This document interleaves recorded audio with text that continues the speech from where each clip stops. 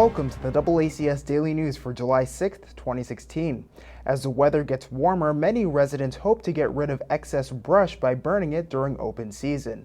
Attleboro Fire Chief Scott LaChance shared with us how to do so safely.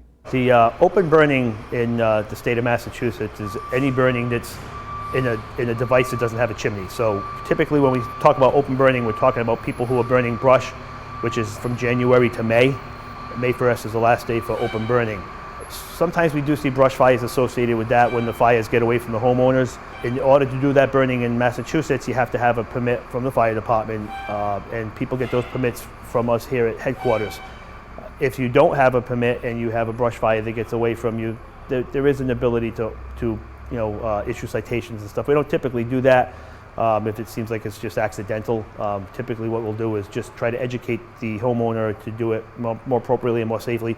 The purpose of the permit is that each day the fire department is notified by two agencies, the Department of Environmental Protection, and we're also notified by the State Fire Marshal's Office through the Department of Forestry. And what they look at is two different things. The fire side of it looks at weather conditions and the likelihood that they're going to make fire spread. So they look for dry weather and high wind. And if either one of those is present, burning will be suspended for the day.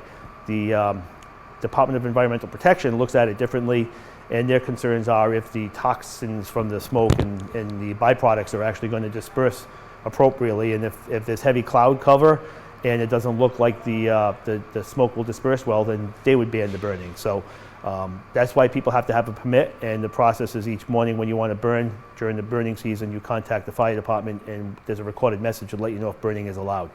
As far as the recreational fires and campfires and cooking on fires and the chimneys and those types of things, the law is somewhat vague on that.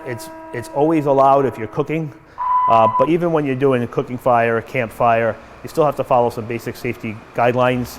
One of the biggest rules is that the fire can't be a nuisance. It can't create enough smoke that it is a distraction to your neighbors. If somebody complains because of a nuisance, then we are required by law to suspend the burning for that period of time. You also can't burn dirty wood. You can't be burning pressure-treated wood and garbage and junk. So if you have a recreational fire for the purpose of cooking, it needs to be just that, a small fire contained. You have to have a garden hose within 25 feet, and you shouldn't be burning anywhere within 50 feet of another structure on the property.